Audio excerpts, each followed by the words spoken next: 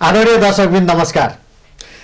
ताजा जनादेश किन र कसका लागि यस विशेष श्रृङ्खलामा यहाँहरूलाई स्वागत छ। म रोहित दाल। अहिलेको एकदमै चर्चित विषय जुन प्रतिनिधि सभाको विघटन भएको छ र त्यस सम्बन्धी मुद्दा अहिले सर्वोच्च अदालत अझ भनौँ संवैधानिक इजलासमा विचाराधीन छ, बहसको क्रममा छ।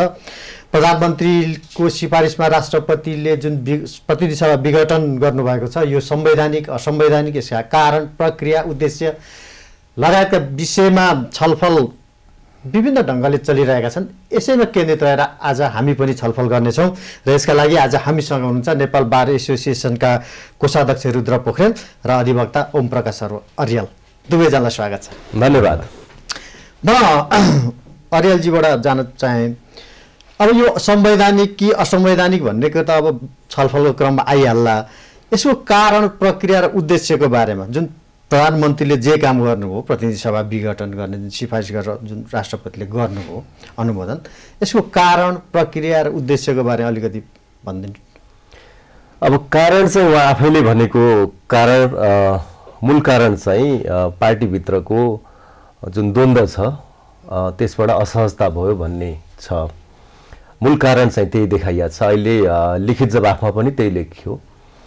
अब यो कारणले चाहिँ विघटन गर्न पाइन्छ कि पाइँदैन, अथवा यो अवस्थामा विघटन हुन्छ कि हुँदैन, यस्तो अवस्थामा विघटन गर्नलाई संविधानले दिन्छ कि दिँदैन भन्ने कुराहरू हेर्नु पर्यो। फेरि पनि कुरा त आउँछ, अब संविधानकै कुरा आउँछ। अब जेसुकै कारण परे पनि अहिलेको यो अवस्थामा विघटन गर्न पाइन्छ कि पाइन्न भन्ने कुरा नै सबैभन्दा महत्त्वपूर्ण कुरा। कारण ठिक कि बेठिक तपाईँको भनाइ? म त खास औचित्यमै प्रवेश गर्दिनँ, किन भन्दा मैले यो कारण भए पनि अहिले विघटन गर्न पाइँदैन है। प्रक्रियाका सम्बन्धमा प्रक्रिया पनि त अब कुनै पनि, पहिलो कुरा त विघटन अहिले संविधानले एलाउ नै गर्दैन। विघटन यदि एलाउ गर्थ्यो भने पनि त्यसको पूर्व अवस्थाहरू त पुरा गर्नुपर्छ नि त। अब त्यो अहिले विघटन गर्न संविधानले पनि नदिने, विघटन गर्न मिल्ने अवस्था हुँदाखेरि अब संसदीय प्रणाली पुरै त्यसलाई हामीले अंगीकार गरेको हुन्थ्यो भने पनि त्यसका पूर्व अवस्थाहरू चाहिँ पुरा गरेर मात्रै अनि विघटन हुने कुराहरू हो। कहिलेकाहीँ कारण र प्रक्रिया गलत भयो नि उद्देश्य एकदम राम्रो छ भने त्यसलाई ठिकै मानिन्छ नि। मिल्दैन। ताजा जनादेशमा जाने उद्देश्य जुन प्रधानमन्त्रीको छ यो चाहिँ मिल्दैन। यसमा के हो भने पहिला चाहिँ अब खेलको नियम हामीले बनाइसकेका छौँ होइन। खेलको नियम भनेको संविधान हो। अब संविधान मात्रै नभनेर हामीले संविधानवाद भन्छौँ।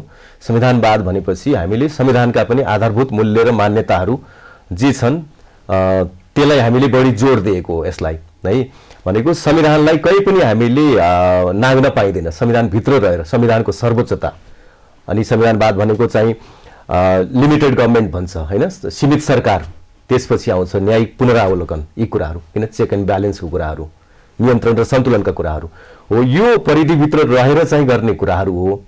अब उद्देश्य, अब त्यस्तो उद्देश्य त्यसलाई त हुन त अब अरू मैले साह्रै एक्सट्रिममा अहिले उदाहरण दिनु त उपयुक्त हुँदैन। अब चाहिँ कि राम्रो सन्तान जन्माउने भनेर चाहिँ हामीले चाहिँ नचाहिने कामहरू गर्दै हिँड्न पाउँछौँ र पाउँदैनौँ नि। किन भन्दा एउटा चाहिँ निश्चित मर्यादाभित्र गएर गर्नुपर्ने कुराहरू हुन्छ नि होइन। मैले चाहिँ बलात्कार गरेँ राम्रो सन्तान जन्माउनको लागि भन्न पाउँछ र कसैले पाउँदैन नि। त्यस कारणले एउटा चाहिँ मूल्य र मान्यताभित्र रहेर गर्ने हो, खेलका नियम मानेर गर्ने हो। र चाहिँ जुन हामीले हाम्रो जग हो, जगै भत्काइसकेपछि अनि नयाँहरू सिर्जना गर्छु भनेर हुँदैन। एउटा जगभित्र अडिएर, जगमा अडिएर अनि नयाँ सिर्जना गरौँ न होइन। त्यो हो, त्यसलाई चाहिँ हामीले त्यसरी हेर्नुपर्छ। अहिले चाहिँ संविधान भनेको हाम्रो जग हो, हामी खेल्ने ग्राउन्ड हो, खेलको एउटा नियम पनि त्यही छ, त्यो व्यवस्था हो। अब त्यो व्यवस्थालाई मानेर त्यो चाहिँ जगलाई हामीले जोगाएर अनि त्यहाँभित्र खेल्ने, त्यहाँभित्र सिर्जना गर्ने कुराहरू त्यसको कुरा हो। पोखरेलजी, जस्तै मुलुकको कार्यकारी प्रमुखले नै जुन संवैधानिक सर्वोच्चता भन्ने छ, हाम्रो त अझ संसदीय सर्वोच्चता पनि होइन, संवैधानिक सर्वोच्चता छ, यसैलाई भत्काउने काम किन गर्नुभयो कार्यकारी प्रमुखले? केले काम गर्यो उहाँलाई यस्तो गर्नलाई कि यो होइन? मलाई त तपाईँको प्रश्न त्यति उचित र सान्दर्भिक त लागेन। अब अहिले जुन प्रतिनिधि सभा जुन विघटन भएको छ यसलाई हेरेर त्यो सन्दर्भमा तपाईँले यो प्रश्न गरिराख्नु भएको छ।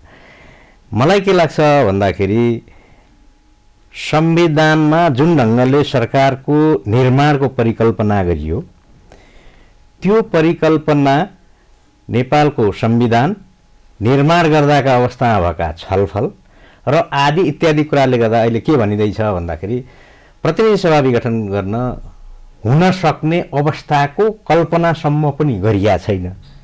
त्यसो हुँदाखेरि चाहिँ नि यो चाहिँ संवैधानिक छैन भनिँदैछ। तर कुरा मलाई हेर्दा त्यस्तो लाग्दैन। यद्यपि यो अब अघि तपाईँले पनि भनिसक्नुभयो, सर्वोच्च अदालतभित्र विभिन्न कोणबाट विभिन्न विषयमा यसका धेरै कोणबाट कुरा उठाएर 10-12वटै रिटहरू चाहिँ नि अहिले पुगेर बस्या छन्। त्यसबाट अन्तिम निष्कर्ष र निर्क्युल निस्केला। तर मलाई के लाग्छ भन्दाखेरि 76 को कुरा र 85 को कुरालाई विशेष गरेर हेरिया छ। 76 को कुरा सरकार निर्माणसँग सम्बन्धित कसरी सरकार बन्छ भन्ने सन्दर्भमा छ भने 76 र 85 एक अर्काका पूरक नभई अलग अलग धाराका रूपमा रहेको देखिन्छ। त्यसो भएको हुनाले गर्दाखेरि 85 लाई प्रयोग गरेर संसदको ताजा प्रतिनिधि सभाको ताजा जनादेश लिनको लागि प्रधानमन्त्रीले जुन अहिले गर्नुभयो त्यसलाई त्यत्रो ठुलो प्रोपोगन्डा बनाएर यो अब सबै बर्बादै भयो, सकियो, संविधानै मिच्यो, संविधानवादका सिद्धान्तै मिचिए, सीमित सरकारको अवधारणा भन्दा पनि हामी बाहिर गयौँ भनेर भनिराख्नुपर्ने अवस्था म देख्दिनँ। संवैधानिक हो भन्ने यो मलाई त्यो लाग्छ। प्रधानमन्त्रीले प्रतिनिधि सभा विघटन गर्न यो संविधानले दिन्छ। यो संविधानको धारा 76 को जुन व्यवस्था छ त्यसमा एब्सोल्युट मेजोरिटी ल्याएको सरकारले यो काम गर्न पाउँछ। संवैधानिक हो तपाईको? मेरो चाहिँ ठ्याक्कै रुद्रजीले भन्नुभएको कुरामा ठ्याक्कै उल्टो छ मेरो। अब विघटन त कुन सरकारले गर्न पाउँछ भने एब्सोल्युट मेजोरिटी होइन कि एकजना सांसदले पनि म बहुमत देखाउन सक्छु राष्ट्रपतिज्यू मलाई 30 दिनको समय दिनुस् भन्नुभयो भने एकजना सांसदले पनि सरकार गठन गर्न पाउने व्यवस्था छ यहाँ। किन भन्दा बहुमत कसैको आएन, सरकार बनेन, दुईटा दलको बन्यो, त्यो बन्ने अवस्था पनि भएन हैन, बन्ने अवस्था भएन। अल्पमतको सरकार बन्यो, उसको पनि बन्ने अवस्था भएन। अब त्यसपछि पनि हेरिन्छ अझै पनि यो संसदले सरकार दिन सकिहाल्छ कि भनेर कुनै एउटा सांसदले पनि उसलाई पनि अवसर दियो नि त।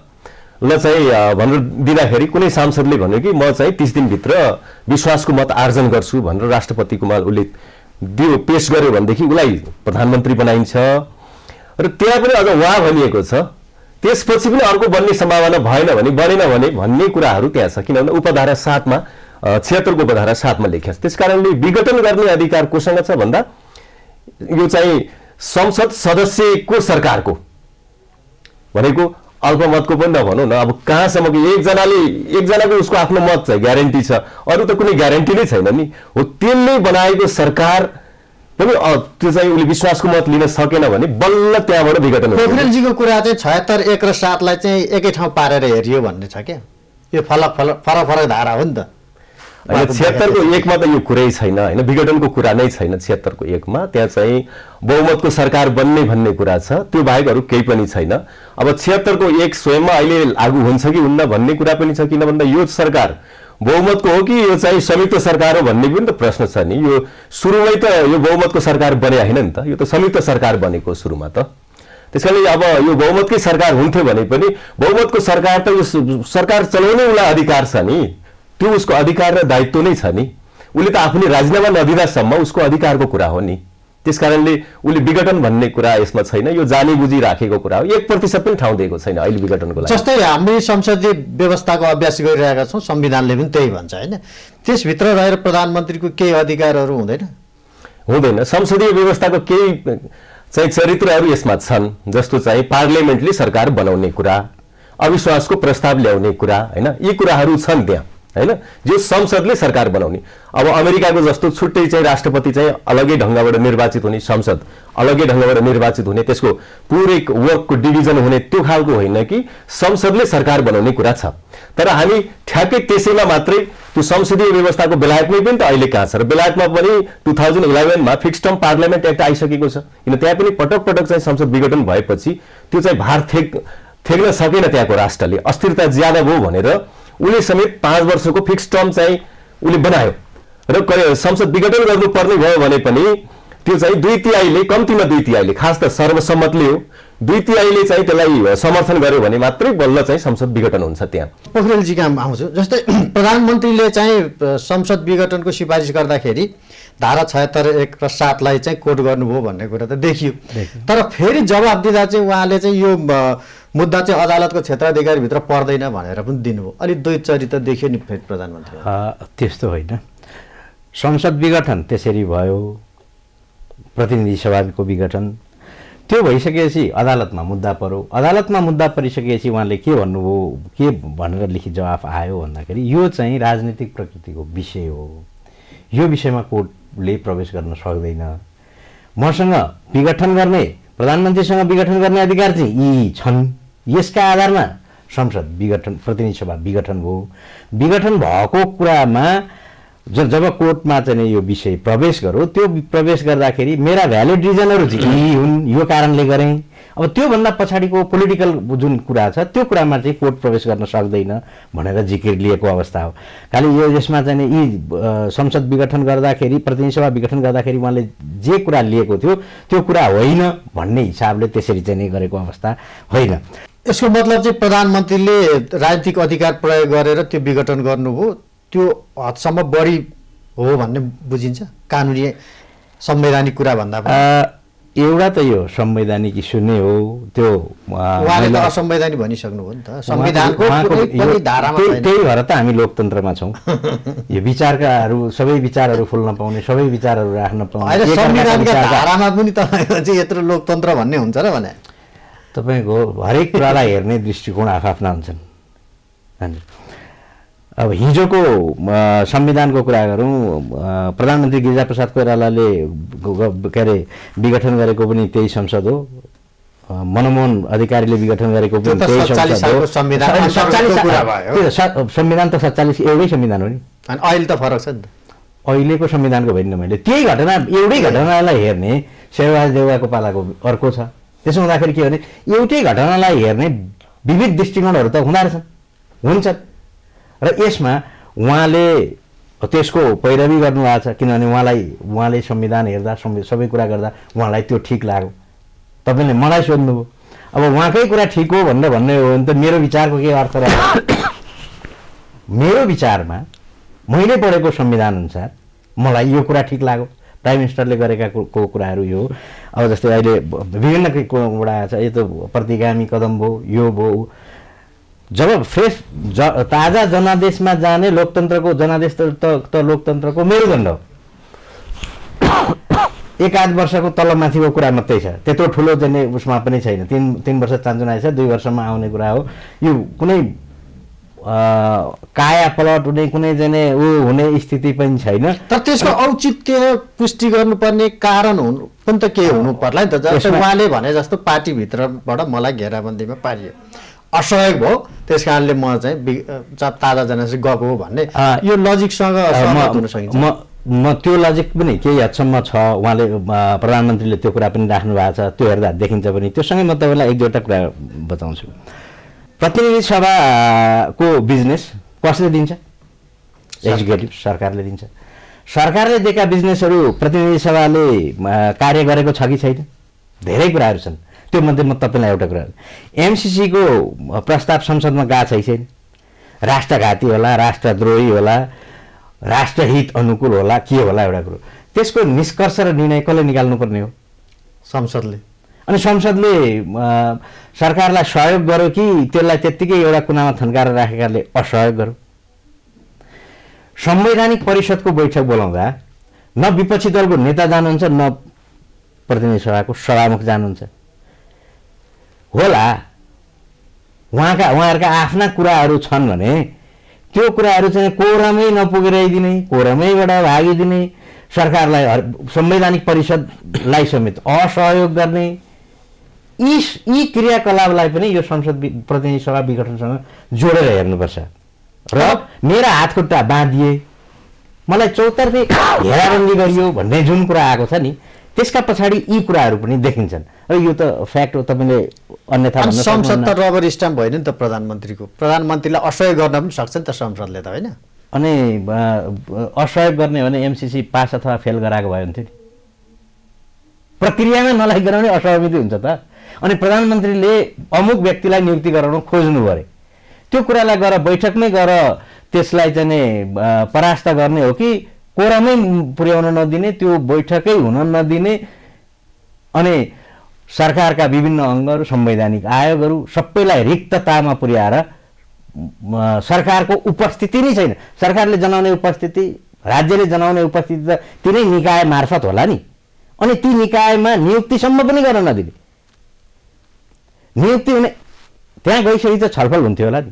अहिले तपाईँले यो विषयमा बोलाउनु भयो, हामी यहाँ आयौँ, आफ्ना विचार राख्यौँ, छलफल गऱ्यौँ, कुनै विचारमा तपाईँको मेरोमा सहमति होला, कुनैमा असहमति होला, बैठकमा जाँदासम्म पनि नजाने। अनि यस्ता कुराले तपाईँले यो प्रतिनिधि सभाले सरकारलाई सहयोग गर्यो भन्नुहुन्छ? जस्तै अरियालजी प्रधानमन्त्री त एउटा राजनीतिक व्यक्ति पनि हो नि, उसले आफ्नो राजनीतिक लाभ हानि पनि हेर्छ नि। उसले सबै कानुनका दफा सफा पढेर बस्दैन उसले त। अनि यसरी सबै कुरा आफूलाई असहयोग गर्ने संस्थालाई बाँकी राखिरहन्छ त एउटा राजनीतिक व्यक्तिले? उहाँले त उदाहरणै दिइसक्नु, म एमसीसीको कुरा ल्याउँ भने उहाँले लिएर होइन। अब यो संसद भनेको अब नियन्त्रण र सन्तुलन भन्छौँ नि, सरकारले गलतै गर्दैछ भनेदेखि नियन्त्रण र सन्तुलनको अधिकार संसदसँग छ। अब शक्ति पृथकीकरण एउटा भयो, सँगसँगै नियन्त्रण र सन्तुलनको कुराहरू आउँछ। अब संसदले त्यसलाई चाहिँ नियन्त्रण र सन्तुलन गर्ने कुराहरू आयो, कतिपय कुराहरू चित्त बुझेन भनेदेखि गर्न पाउँछ त्यहाँ है। अब हामीले संविधानवादलाई हेर्दाखेरि एउटा चाहिँ कानुनी संविधानवाद हुन्छ, त्यसको चाहिँ लागू गर्ने मूल थलो भनेको जुडिसियरी हो। अर्को राजनीतिक संविधानवाद हुन्छ। अब राजनीतिक संविधानवाद अलिक फ्लेक्जिबल हुन्छ त्यहाँ, र त्यसको निश्चित दायरा हुन्छ। कोही कानुनी संविधानवादलाई मिचेर राजनीतिक संविधानवाद मात्रै हावी गराउन पाइँदैन, किन त्यो कानुन त एउटा मिनिमम कुरा भयो नि त। त्यति पनि नमानिकन गर्दाखेरि त, जस्तो अब खेल खेल्दैछु अब म ग्राउन्डै भत्काइदिन्छु भन्न पाइएन नि। खेल खेल्ने हो भने त्यो खेलका नियमभित्र रहेर उसले आफ्नो अब कोही क्यारिस्मेटिक नै होला, उसले कोही चमत्कारै देखाउनु पर्ने रहेछ भने नि गर्न पाउला। ग्राउन्डमै प्रवेश गर्न दिएन भन्ने कुरा छ त प्रधानमन्त्रीको। ग्राउन्डमा त किन, ग्राउन्डमै त हुनुहुन्छ नि, उहाँलाई त कसले निकालेको छैन, संसदमा त प्रवेश गर्न दिएन नि त उहाँ सरकारले। होइन त्यस्तो त कहाँ हुन्छ? एमसीसीको त उदाहरण हो नि त उहाँले। एमसीसीको होइन, एमसीसीको त्यस्तो कहाँ गरिरहेको छ? एमसीसीको त्यो उसको नीति कार्यक्रमहरूमा त आएकै हो होइन। अब कतिपय कुराहरू त्यहाँ छलफल त हुन्छ नि, संसदभित्र छलफल हुन्छ, त्यहाँ छलफलबाट पारित भएन भने त भएन, मान्नु पर्यो नि त। छलफलै हुन दिएन नि त, सभामुखले टेबल गर्नुभयो र संसदमा लगेर जहाँ सभामुखमा जान्छ दुईटै सभामुखले रोकिदिनु भयो भन्ने छ नि त प्रधानमन्त्री। त्यसमा सभामुख फेरि हुन्थ्यो नि त। उहाँले सभामुखले यदि चाहिँ आफ्नो अधिकार दुरुपयोग गर्नुभएको उहाँले त्यस्तो ठान्नु भएको थियो भने संसदीय दलको नेता उहाँ हो, उहाँले चाहिँ सभामुख अर्कोलाई बनाउन पनि सक्नुहुन्थ्यो नि। त्यो केही पनि छैन, खेलका नियमहरू मान्नु पर्यो कि। त्यो चाहिँ त्यो कारणले मैले मेरो घरमा आगो लगाएँ अथवा मैले यो अफिस चाहिँ जलाइदिएँ भन्न पाइन्छ र पाइन्न नि। बरु त्यो सक्दै सकिएन भने अन्तिममा असहयोगी भयो भने ठाउँ खाली गरिदिने कुरा हो नि त। किन मेरो नीति कार्यक्रमहरू असफल भयो, मैले चाहिँ जे प्रोमिस गरेका थिएँ त्यो प्रोमिस पुरा गर्न सकिनँ, त्यस कारणले मलाई नैतिक सङ्कट पर्यो, अब म ब्याक हुन्छु भनेर भन्ने कुरा हो नि। अब म चाहिँ ब्याक हुने त कुरा कहाँ छ, कहाँ संसदै मैले भङ्ग गरिदिन्छु, तिमीलाई मारिदिन्छु भन्ने कुरा भयो। अहिले त मार्ने कुरा भयो नि त्यहाँ त। जस्तै पोखरेलजी अब संवैधानिक परिषदमा अलिक बढी कुरा उठेको छ त्यसको अध्यादेशदेखि नियुक्तिसम्मको कुरामा। अब त्यहाँ 5 जना मान्छे हो, प्रधानमन्त्री सहित 6 जना हो, उपसभामुख हुनुहुन्न 5 जना हो अहिले। त्यसमा आफै भइहाल्नुभयो। 4 जना मान्छेलाई पनि विश्वासमा लिन नसक्ने प्रधानमन्त्रीले देशै कसरी चलाउनु होला भन्ने प्रश्न त छ नि त। अनि एउटा सभामुखका कारणले यत्रो जनप्रतिनिधि सस्तै विघटन गरिदिने चरणमा उहाँ पुग्नु भनेको चाहिँ अलिक यो दुस्साहसिक काम लागेन? पहिलो कुरो त तपाईँले भनेका ती 5 जना व्यक्ति हैन, ती संस्था हुन् जे होस् है, ती संस्था हुन्। उहाँहरूले गरेका कामहरू संस्थागत रूपमा संस्थाको तर्फबाट गर्ने हो। सभामुख र उपसभामुखले प्रतिनिधि सभाको प्रतिनिधित्व गर्नुहुन्छ, राष्ट्रिय सभाको अध्यक्षले राष्ट्रिय सभाको प्रतिनिधित्व गर्नुहुन्छ, विपक्षी दलको नेताले संघीय दलको प्रतिनिधित्व गर्नुहुन्छ, प्रधानमन्त्रीले सरकारको प्रतिनिधित्व गर्नुहुन्छ। त्यसो हुँदाखेरि त्यहाँनिर तपाईँले भनेको कुरो व्यक्ति भन्ने कुरामा नगर्ने हो भने म मान्छु। त्यो चाहिँ ती संस्थाहरूलाई एक आपसमा विश्वासमा लिन सकिएन। कसको? प्रधानमन्त्रीले लिन सक्नु भएन तपाईँले भन्नुभयो, मैले माने। त्यसो भने सभामुखले प्रधानमन्त्रीको विश्वास लिन सक्नुभयो, सभामुखले विपक्षी दलको विश्वास लिन सक्नुभयो, विपक्षी दलको नेताले सभामुखको विश्वास लिन सक्नुभयो। तपाईँकै भनाइअनुसार यी 5वटा संस्था एक अर्काप्रति कहीँ पनि विश्वस्त भएन, एकले अर्कालाई विश्वस्त गरेन। ओमजीले भनेको कुरालाई म त्यहीँबाट उ गर्छु, यदि नीति कार्यक्रम अथवा उहाँले ल्याएका कुराहरू, प्रधानमन्त्रीले ल्याएका कुरा, सरकारले ल्याएका कुरा संसदले फेल गरेको थियो भने त्यहीँभित्रबाट अर्को विकल्प खोज्नु पर्थ्यो। यसका दुईटा विकल्प, एउटा पोलिटिकल पार्टी, राइटली अघि तपाईँले एड्रेस गर्नुभएको छ, पोलिटिकल पार्टीको लिडर देशको प्रधानमन्त्री भएको छ, उसले अब यसो होइन, त्यहाँभित्रको विकल्प होइन, अब यदि मैले गरेका कुराहरू, मैले ल्याएका कुराहरू गलत छन् भने म जनतैमा जान्छु, डाइरेक्ट सिधै म जनतामा जान्छु, सबै जनतामा जाउँ। सभामुखले भनेका कुराहरू के हुन् ती पनि जनतैमा गएर भन, विपक्षी दलले भनेका कुरा पनि जनतैमा गएर भन, र फ्रेस म्यान्डेट लिएर आउँ।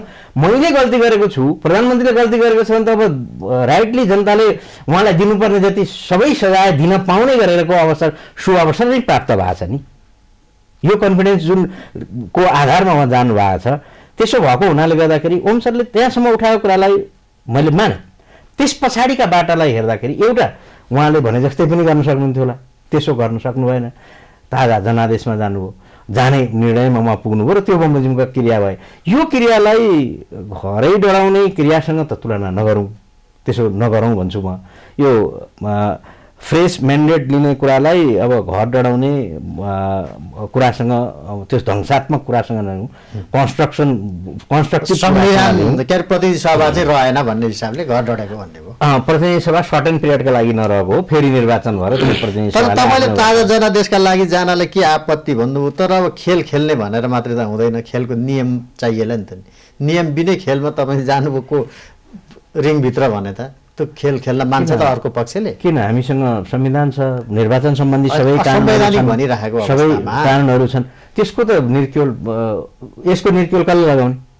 यसको सर्वोच्च अदालत। तपाईँलाई म गर्छु, अहिले एउटा चर्चित हुन्छ नि, वर्ल्ड कपमा म्याराडोनाले हातले गोल गरे, उहाँको हातले गोल। अरू खेलाडीले हातले छुँदाखेरि के हुन्थ्यो? ह्यान्ड हुन्थ्यो, पेनल्टी पाउँथ्यो, डी एरियाभित्र भए। म्याराडोनाले हातले गोल गरे, गोल काउन्ट भयो। के भएर काउन्ट? अम्पायरले देखेन, त्यस कारण त्यो गोलै काउन्ट भयो र अहिले पनि त्यसको रोचक उसका रूपले हेरिन्छ।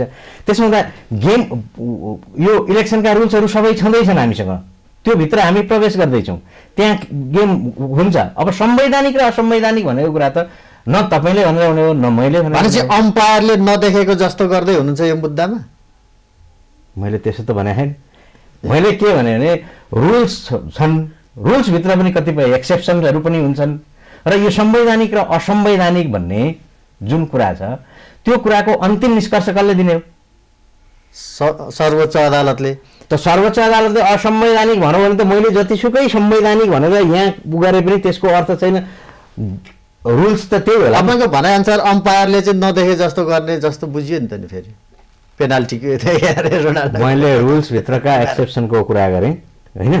त्यो अवस्थामा जुन रिङभित्र छिरिसकेपछि खेलका नियम बमोजिम, नियम पालन हुन्छ, त्यो गल्ती थिएन।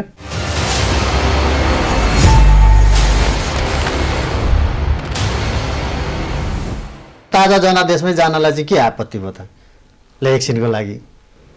त्यसो भए ओलम्पिक चाहिँ जित्नुभयो, त्यसपछि चाहिँ अर्को ओलम्पिक भन्दा अगाडि नै ल फेरि चाहिँ मैले जित्नको लागि चाहिँ फेरि गरौँ अथवा चाहिँ बिचैमा पाइन्छ र त्यस्तो पाइँदैन नि, त्यसको त आफ्नो नियम हुन्छ नि। 5 वर्ष कुर्नु पर्यो नि, किन जनताको पनि फेरि अधिकारको सिर्जना हुन्छ नि। जनताले पनि 5 वर्षलाई मैले कुनै प्रतिनिधि मैले चयन गरेँ भने 5 वर्षसम्मलाई उसलाई मैले म्यान्डेट दिए हो नि त, जनताको दृष्टिकोणबाट पनि हेरौँ न। अनि अब यो के हो भने अब यो थेग्न सक्दैन कि कतिपय कुराहरू। यसले त अहिले यो भङ्गालो पर्यो भने आगामी सरकारहरूले पनि यही गर्छन्।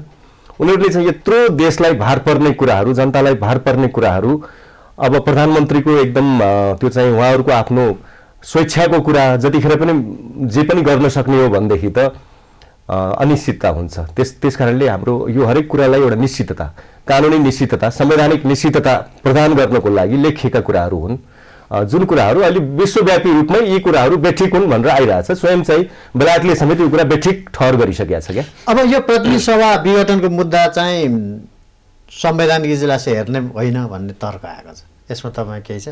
अनि यो विषय त अब गम्भीर संवैधानिक प्रश्न छ यसमा भन्ने हिसाबले संवैधानिक इजलासमा पठाउनु भएको देखिन्छ प्रधान न्यायाधीशज्यूकै बेन्चबाट।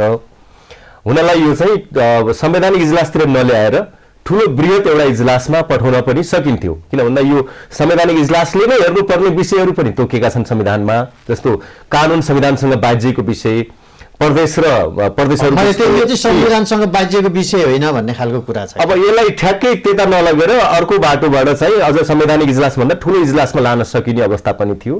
पहिलाको अभ्यासलाई हेर्दाखेरि पनि 11 जनाको 9 जनाको बेन्चहरूले गरेको छ होइन।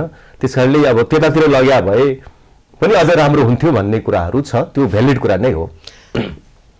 यसमा केही छ तपाईँ थप्नु भने? दुईटै कुरा, यसमा त्यत्रो ठुलो कुरा छैन। जस्तै पहिलाको योभन्दा पहिलाका संसद विघटन सम्बन्धी अभ्यासमा 11 जनासम्मको बेन्चले हेरेको अवस्था छ। त्यतिखेर संवैधानिक इजलास थिएन। त्यसो भएको हुनाले गर्दाखेरि अब अहिले संवैधानिक इजलासले हेरेकै कुरामा त मलाई त्यत्रो धेरै कुनै आपत्ति होला जस्तो मलाई लाग्दैन। यसको दुईटै कुरा हुन्थ्यो। यदि बृहत इजलासमा लगेको थियो भने पनि संवैधानिक इजलास हुँदै किन चाहिँ बृहत बनाइयो भन्ने क्वेसन पनि उठ्थ्यो होइन। अब त्यसका आफ्ना लजिक हुन्थ्यो होला। अहिले संवैधानिकमा लगेको चाहिँ किन बृहतमा लगिएन भन्ने पनि हुन्छन्। यो दुईटै पाटोबाट हेर्दा हिजो संवैधानिक इजलास थिएन, त्यस कारणले बृहत इजलास बनाइयो। 3 जना 5 जनाको भन्दा ठुलो इजलासबाट हेरौँ, जसले चाहिँ यो नेसनल इस्यु भएकोले त्यसरी हेरौँ भन्ने हिसाबले त्यो प्रधान न्यायाधीशले तत्कालीन प्रधान न्यायाधीशहरूले त्यही बमोजिमका बेन्चहरू गठन गर्नुभयो। अहिले संवैधानिक इजलास भएको हुनाले गर्दाखेरि सबै मुद्दाहरू संवैधानिक इजलासमा हेरौँ भन्ने हो, किनभने त्यही प्रकृतिको मुद्दा एउटा संवैधानिक इजलासमा दर्ता पनि भइसकेको थियो, अरू यतापट्टि भएको थिए। मलाई लाग्छ यो दुईटै कुरा त्यसो गरेको थियो भने नि बिग्रिने, कति बिग्रिन्थ्यो कति सप्रिन्थ्यो थाहा छैन, लजिक आफ्ना हुन्थे। त्यसो भने त अब यो संवैधानिक इजलासको कामै भएन भन्ने कुरा पनि आउन सक्थ्यो। त्यसो भने त अहिले संवैधानिकमा आएको छ, बिग्रेको केही पनि छैन। अब यो प्रधानमन्त्रीले चाहिँ संविधानले नदिएको अधिकार प्रयोग गरेर जसरी प्रतिनिधि सभा विघटन गर्नुभयो भनिन्छ, यसले चाहिँ प्रधानमन्त्रीको चाहिँ त्यस्ता निकायहरूसँग केही सेटिङ भएरै उहाँले गर्नुभयो, नभए यत्रो असंवैधानिक काम चाल्नु हुँदैन थियो भन्ने कुरा कहाँ जोडिन्छ भने तपाईँहरू अब लामो समय यही क्षेत्रमा हुनुहुन्छ कि अब एउटा न्यायाधीशको पनि सामाजिक आर्थिक त्यस्तो पृष्ठभूमिसँग जोडिन्छ त्यसको निर्णय भनिन्छ। यसमा पोखरेल सरलाई केही त्यस्तो छ? मलाई के लाग्छ भने वास्तवमा तपाईँले यो प्रश्न नगर्नु भएको भए सबैभन्दा उत्तम हुन्थ्यो भन्ने मलाई लाग्छ। बजारमा आएको प्रश्न अब यस्तो, अब हेर्नुहोस् बजारमा त धेरै किसिमका प्रश्नहरू आउँछन्। हिजो विश्वनाथ उपाध्यायलाई हामी असल भित्रका न्यायाधीशभित्रमै हामी मान्छौँ। उहाँले पनि 2टा संसद विघटन सम्बन्धी मुद्दा हेर्नुभयो, उहाँका विरुद्ध जुलुस पनि लागे, पोलिटिकल लिडरहरू पनि लागे। तपाईँले भनेकै शब्द त म दोहोऱ्याउनु, काहीँ न काहीँ इन्फ्लुएन्स भएर यो सबै भयो भन्ने कुरा पनि लागे। अझ तपाईँले अदालतमा राजनीति प्रवेश गर्यो भन्नेहरू पनि सङ्केतहरू छ नि तपाईँहरूकै सेक्टरमा। अब त्यस पछाडिको हम पार्लियामेन्ट जे हो, जे देखियो, अब त्यसै होस् भनेर गरे होला भन्ने त मलाई लाग्दैन। किनभने संविधान त उहाँले बहुमतको सरकारले गर्न सक्छ, अल्पमतको सरकारले यो चाहिँ विघटन गर्न सक्दैन भन्ने मेन थिमका आधारमा गर्नुभयो। त्यो राज्यको हितमा कानुन बमोजिम संविधान बमोजिम नै गर्नुभयो भन्ने म ठान्छु। त्योभन्दा बाहेक अर्को म त्यसमा विकल्प देख्दा पनि देख्दिनँ। यसो भएको भए राम्रो हुन्थ्यो भन्ने आफ्ना बौद्धिक तर्कहरू होलान्। तर अब तपाईँको चाहिँ के भने अदालतले गरेका सबै निर्णयहरू, संवैधानिक निर्णयहरू, अरू निर्णयहरू सबैमा चाहिँ तपाईँले भनेकै शब्द सेटिङ भन्ने उ गर्ने हो भने त अब हामी कतातिर जान्छौँ। त्यसो भने तपाईँले भनेको यो यसको निष्कर्ष कसले निकाल्दिन्छ त यो विवादको? यसको चाहिँ आधार के भने जस्तै प्रधानमन्त्री स्वयं मुलुकको कार्यकारी प्रमुख हुनुहुन्छ, उहाँले नै सडकबाट भन्नुभएको छ कि संसद कुनै हालतमा पुनर्स्थापना हुँदैन, त्यो भन्ने अधिकार उहाँले राख्नुहुन्छ त विचाराधीन मुद्दामा प्रधानमन्त्रीले। उहाँले विघटनै उहाँले गरेपछि यो कारणले संसद पुनर्स्थापना हुन सक्दैन भन्ने उहाँको कुरा। अर्को पक्षले यो कारणले, यी त हामी पनि छलफल गरिरहेको छौँ, तपाईँ नै छलफल गराइराख्नु भएको छ। मैले बारमा यही भने कि वास्तवमा अब यो यहाँभित्र गइसक्यो संस्थागत रूपमा बार नबोलौँ भन्ने मेरो कुरा। बारमा त गाई जात्रै भयो नि यो विषयमा 3-3 विज्ञप्ति फरक निकाल्नु तपाईहरुले कसरी गाई जात्रा विज्ञप्ति एउटै संस्थाबाट आउने भनेको त गाई जात्रा होइन। गाई जात्रा भएको छैन, गाई जात्रा भएको छैन। केही साथीहरूलाई त्यो लाग्यो त्यो निकाल्नु भयो होइन। अध्यक्ष र महासचिव आधिकारिक नहुने, अब फेरि अहिले तपाईँले छलफल गर्दै जानुभयो भने फेरि अध्यक्ष र महासचिव एकातिरै हुनुहुन्छ, यतातिर चाहिँ वैधानिक हुने उता नहुने भन्ने त हुँदैन होला नि त होइन। त्यस्तो यस्तो हो। अब यसमा धेरै अब सबै कुरा आइसकेको छ। अध्यक्षज्यूको कुनै वक्तव्य होइन, अध्यक्षले निकालेको हेर्नु भने कुनै वक्तव्य नै होइन। उहाँले महासचिवले निकालेको कुरा ठिक छ भन्नुभएको छ, समर्थन गर्नुभएको छ।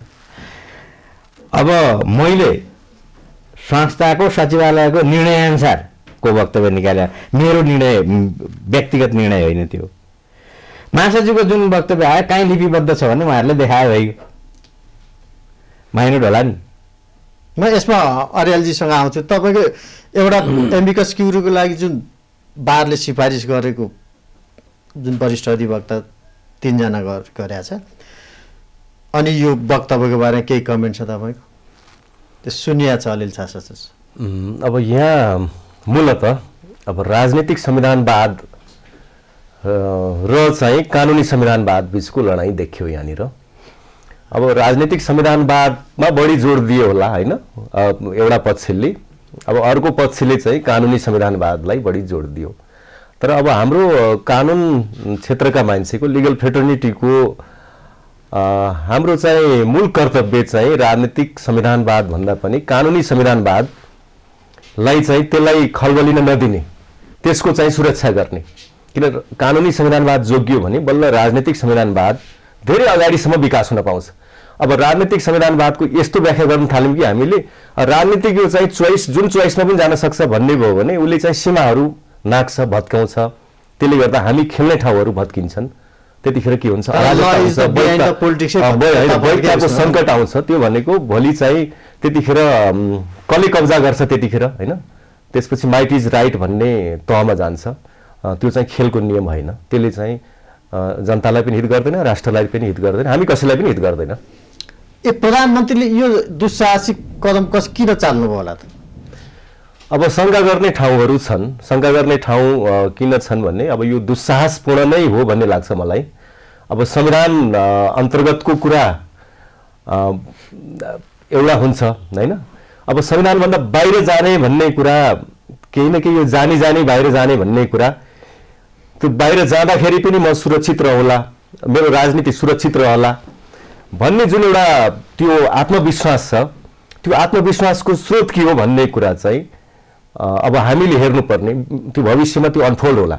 यो कुराहरू, यस्ता कुराहरू हामीले हेर्दै जानुपर्छ। किन भन्दा यस्ता कुरा पहिला पनि भत्किसकेको छ। जस्तो चाहिँ अब यो कुराहरू यहाँसम्म गयो कि जस्तो खिलराज रेग्मी आफै प्रधानमन्त्री बनिदिनु भयो भन्ने नमिल्ने कुराहरू थियो होइन। उहाँ आफैले डिल गर्नुभयो, विभिन्न चाहिँ शक्ति केन्द्रहरूसँग डिल गर्नुभयो, कत्रो भँगालो पर्यो त्यहाँबाट होइन। त्यो कुरा हामीले रोक्न खोज्यौँ, बारले पनि रोक्न खोज्यो। तर चाहिँ स्वयं अहिले त चाहिने रहेछ नि त संविधानवाद भन्छन् नि फेरि यो आन्दोलनकारीहरूले। त्यतिखेर किन नभन्या होइन। हो त्यो कुराहरू। त्यस्तै अब यसले ठुलो भँगालो पारिसकेपछि त्यसपछि हामीले अर्कै ढङ्गले यसको समाधान खोज्नुपर्ने हुन्छ कि त्यतिखेर। अब त्यस कारणले अहिले चाहिँ यत्रो यो दुस्साहस कहाँबाट आयो भन्ने कुराको सम्बन्धमा पछाडि कहीँ न कहीँ अँध्यारो कोठामा केही न केही चाहिँ विभिन्न यो स्वार्थ समूहहरू, शक्ति केन्द्रहरूसँगको पनि, राज्यका अरू अङ्गहरूसँगको पनि कहीँ मिलेमतो छ कि भनेर शङ्का गर्ने आधारहरू छ। जस्तै प्रधानमन्त्रीले जे सिफारिस लिएर जानुभयो, राष्ट्रपतिले तत्काल त्यसलाई अनुमोदन गरिदिनु भयो। त्यसकारण प्रधानमन्त्रीमा चाहिँ यस्ता यस्ता निर्णय गर्ने दुस्साहस बढ्दै गएर प्रधानमन्त्री यहाँ पुग्नुभयो भन्ने चर्चा पनि छ। यसमा के छ तपाईँको? पहिलो कुरो त यसलाई जुन शब्द प्रयोग गर्नु दुस्साहस भन्ने, म त्यसलाई त्यो मान्दिनँ। साहसिक मानौँ त यसलाई? यो साहसिक पनि होइन, स्वाभाविक हो। यो स्वाभाविक कदम हो। जनतामा जान्न अब चुनाव पनि गराउँदिनँ, म बाँचुन्जेल मै यो शासन गर्छु, अब म कुर्सी पनि छोड्दिनँ भने चाहिँ तपाईँले भनेका शब्द मध्ये कुन शब्द चोइस गर्दै म चोइस गर्थेँ होला। अब 3 महिनाभित्रमा चुनाव गराउँदैछु, चुनावको डेट पनि तोकेर सबै कुरा गरेको कुरालाई यसलाई स्वाभाविक रूपमा लिनुपर्छ। यो दुस्साहस पनि होइन, साहसिक पनि होइन, स्वाभाविक कदम हो एउटा। अर्को, अब राष्ट्रपतिले एक दिन पछाडि गरिदिएको भए चाहिँ अथवा 2 दिन पछाडि गरिदिएको भए चाहिँ स्वाभाविक हुने, नगर्ने अधिकार त छैन होला राष्ट्रपतिलाई। अब हिजो रुक्माङ्गद कटवाल काण्डमा राष्ट्रपतिले अलिकति गर्दाखेरि राष्ट्रपतिको यसो भो उसो भो भन्ने गर्ने पनि हामी नै हौँ। राष्ट्रपतिलाई त्यो अधिकार थियो कि थिएन भनेर चर्चा परिचर्चा गर्ने पनि हामी नै हौँ। त्यो इस्युमा प्राइम मिनिस्टरको रिजाइनसम्म भएको त्यो हदको कन्फ्रन्टेसनको स्थिति पनि बनाएको छ।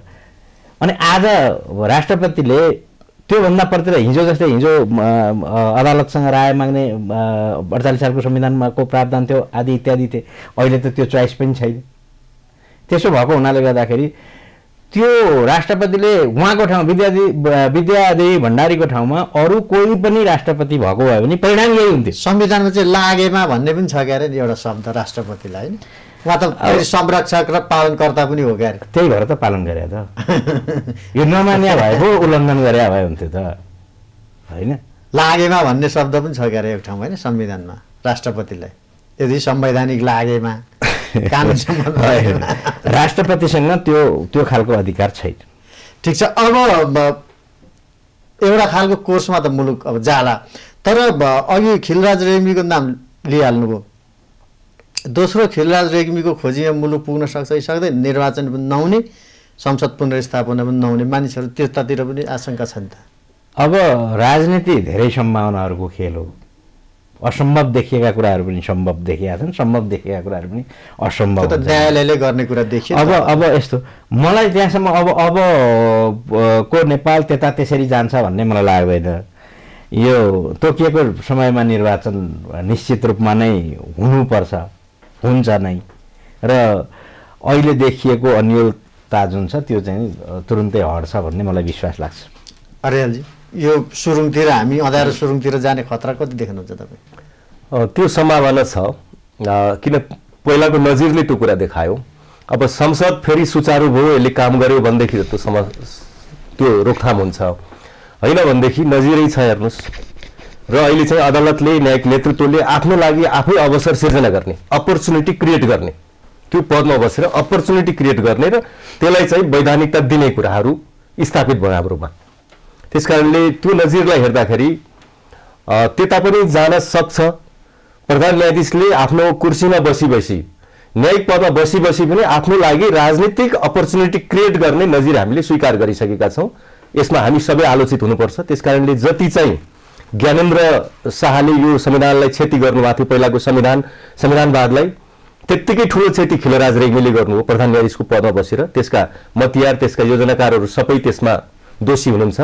त्यस्तै अर्को भँगालो अहिले चाहिँ प्रधानमन्त्री केपी ओलीले पार्दै हुनुहुन्छ र यसमा अदालतले यसलाई चाहिँ रोकथाम गर्छ र करेक्सन गर्छ कि अथवा यसलाई साथ दिन्छ र फेरि आफैलाई अवसर सिर्जना गर्ने जुक्तिहरू खोज्छ भन्ने कुरा यो प्रतीक्षामै छौँ हामीहरू। त्यो नहोस् भन्ने हामीले कामना गर्छौँ। अब एउटा एकदमै सामान्य प्रश्न हो, तर पनि अब उठिरहेकै छ। यसअघिको चलनमा चाहिँ प्रधानमन्त्रीले संसद विघटन गरिसके, सिफारिस गरिसकेपछि र त्यो विघटन भइसकेपछि प्रधानमन्त्रीलाई काम चलाको रूपमा राष्ट्रपतिले सूचना मार्फतै दिने चलन थियो। अहिले त त्यो पनि देखिएन। यसलाई चाहिँ कुन अर्थमा बुझ्न सकिन्छ? अहिलेको सरकार काम चलाउ हो कि होइन भनौँ न सिधा अर्थ। होइन, मैले त अब संसद विघटनलाई मैले अस्वीकार गरिरहेको हुनाले संसद अहिले पनि जीवित छ भन्ने मान्यता राख्ने भएको हुनाले मैले ठ्याक्कै त्यसरी त म भन्न सक्दिनँ, किन मैले संसदै जीवित छ भन्नेमै छु। अझै पनि यसलाई अवरोध पुर्याइएको हो, यो अवरोध खुलाउनुपर्छ। अवरोध प्रधानमन्त्री र राष्ट्रपतिबाट भएको हो भन्ने कुरा हो र यसको अवरोध खुलाउनको लागि पार्लियामेन्टभित्रै आफ्नो इनहेरेन्ट पावर छ। त्यो इनहेरेन्ट पावर एक्सर्साइज गरेर पनि खुलाउन सकिन्छ भन्ने मान्यता राख्छु मैले। सभामुखले बोलाउन सक्नुहुन्छ भन्ने? सभामुखले किन 6 महिनाभित्र चाहिँ को कुरा एउटा छ, 6 महिनाभित्रको कुरा एउटा छ। किन 6 महिनाभित्र त बोलाइएन, प्रधानमन्त्री राष्ट्रपतिले अवरोध गर्नुभयो। अब 6 महिनाभन्दा बढी चाहिँ यसको ग्याप राख्न पाइन्न भनेपछि संसद त स्वचालित हुनुपर्छ भन्ने छ। अब स्वचालित कसरी गर्ने भन्ने सम्बन्धमा पार्लियामेन्टले र त्यहाँको सभामुखले आफ्नो इनहेरेन्ट पावर एक्सर्साइज गरेर गर्न सकिन्छ। यसको उदाहरणहरू पनि थुप्रै छन्। जस्तो न्यायपालिकासँग आफ्नो अवशिष्ट अधिकार हुन्छ, कार्यपालिकासँग आफ्नो अवशिष्ट अधिकार हुन्छ, त्यस्तै गरेर व्यवस्थापिकासँग पनि आफ्नो अवशिष्ट अधिकार हुन्छ। जस्तो न्यायपालिकाले चाहिँ कतिखेर प्रयोग गर्यो, जस्तो न्यायपालिकाको त्यो न्याय सम्पादन गर्ने आफ्नो त्यो दायित्व, त्यो कर्तव्य थियो नि त। जस्तो कोभिडको कारणले, लकडाउनको कारणले त्यो विच्छेद भयो नि त, बिचको हदम्यादहरू गए। त्यो हदम्याद जोगाउनको लागि संसदले कानुन बनाइदिएन, यता कार्यपालिकाले अध्यादेश ल्याइदिएन, तर जनता अब मर्कामा पर्दैछन्। अब न्याय त उसको अन्तिम दायित्व, न्याय दिने उसको दायित्व भनेपछि उसले चाहिँ हदम्याद नजाने कुरा आफैले व्याख्या गर्यो नि त, मुद्दा उठान गरेर। त्यो एउटा चाहिँ आफूमा रहेको अवशिष्ट अधिकार प्रयोग गरेर हो। त्यसै गरी यता पनि पार्लियामेन्टको अब प्राणै छिन्न थाल्यो कसैको अवरोधको कारणले भने ऊ आफै स्वचालित हुन सक्छ, उसँग इनहेरेन्ट पावर छ। त्यो पावर चाहिँ सभामुख मार्फत चाहिँ प्रकट हुन सक्छ भन्ने मान्यता भए हुनाले मैले यो चाहिँ विघटन भयो भन्ने कुरा म त्यति स्वीकार्दिन। यदि उहाँले विघटन भएको स्वीकार्नुहुन्छ भनेदेखि उहाँ चाहिँ संसदको सदस्य हुनुहुन्न। संसदको सदस्य नभएपछि प्रधानमन्त्रीको पद पनि रिक्त हुन्छ, तर चाहिँ अर्को सरकार नबन्दासम्म त्यही सरकारले काम गर्छ। भनेको विघटन हुनका दिनमा जे सरकार थियो त्यसैले काम गर्छ भने थपबट गर्न पाइँदैन। यति सामान्य कुरा पनि किन ख्याल नभएको होला राष्ट्रपतिबाट, प्रधानमन्त्रीबाट? यो त यसैको प्र्याक्टिस पनि हो नि, होइन? अब तपाईँले जम्मै अहिले उ गर्नुभएको कुरा, जस्तै ओमजीको एउटा कुरासँग उहाँले जुन गर्नुभयो त्यो कुरासँग मेरो असहमति। अब संसद अहिले पनि जीवित छ भन्ने कुरामा म विश्वास राख्दिनँ। त्यो भने सरकार काम चला हो भन्ने चाहिँ तपाईँको भनाइ? निर्वाचन नभएसम्मका लागि यो सरकारले काम गर्ने हो, काम चलाउ सरकार हो। अब जम्मै कुरा के आयो भन्दाखेरि राजीनामा किन भएन, तपाईँको यो भित्रको जम्मा लुकेको कुरा यति नै हो। तपाईँले सोध्न खोज्नु भएको यो जवाफ आओस् भनेर चाहनु भएको, राजीनामा किन भएन आउँथ्यो यो सही चाहिँ, यो पहिला आउँथ्यो। अब प्रधानमन्त्रीको पद कतिखेर रिक्त हुन्छ? ओमजीले नै अहिले भर्खर भन्नुभयो प्रतिनिधि सभाको सदस्य नरह्यो, अहिले त हुनुहुन्न उहाँ। संसदै नभएपछि सभामुखदेखि बाहेक अरू कोही पनि छैन। अहिले भएन, प्रतिनिधि सभाको सदस्य नभएपछि स्वत पदमुक्त भयो अनि काम चलाउमा गयो। अहिलेसम्म मान्नु भएको छैन नि त। काम चलाउ भन्नुहोस्, त्यतिखेरसम्म यो अर्को निर्वाचन भएर नयाँ सरकार नबनुन्जेलसम्मको लागिको उहाँ प्रधानमन्त्री, उहाँले जे बनाउन ओर्न सबै थोक गर्न पाउनुहुन्छ। त्यो अब यो पनि अदालतभित्र गएको छ, होइन? तर योभन्दा पहिलाको प्रयास चाहिँ, पहिलाको ऊ चाहिँ के भएको थियो भने मलाई लाग्छ देउबाजीको पालामा यही कुरा भएको थियो, भुपेनजीले हाल्नु भएको थियो मुद्दा। त्यो मुद्दा प्रशासनबाटै दरपिट भएर पछि चाहिँ सदर भएर बसेको छ। त्यसो हुँदाखेरि यसको आफ्नो जुरिस्प्रुडेन्स होला। अब कानुन बमोजिम चाहिँ प्रधानमन्त्री, अरू सबै मन्त्रीहरू गए, प्रधानमन्त्रीले एक्लै नै क्याबिनेट चलाउँछ कि चलाउँदैन, उसलाई आफ्ना सहयोगी हातहरू चाहिन्छन् कि चाहिँदैनन्, परिवर्तन गर्न पाउँछ कि पाउँदैन, यो आफ्नो चाहिँ। आज हामीले छलफल गऱ्यौँ जुन प्रतिनिधिसभा विघटन भएको छ र यसको यो मुद्दा सर्वोच्चमा प्रवेश गरेको छ र त्यसपछिका घटनाक्रमका विषयमा केन्द्रित रहेर छलफल गऱ्यौँ। र यसका लागि आज हामीसँग हुनुहुन्थ्यो नेपाल बार एसोसिएसनका कोषाध्यक्ष रुद्र पोखरेल र अधिवक्ता ओम प्रकाश अर्याल। ताजा जनादेश किन र कसका लागि? यस श्रृङ्खला यति नै, अर्को श्रृङ्खलामा पुनः भेट हुने नै छ। खबरभित्रको खबरका लागि हेर्दै रहनुहोला एबी न्युज खबर। नमस्कार।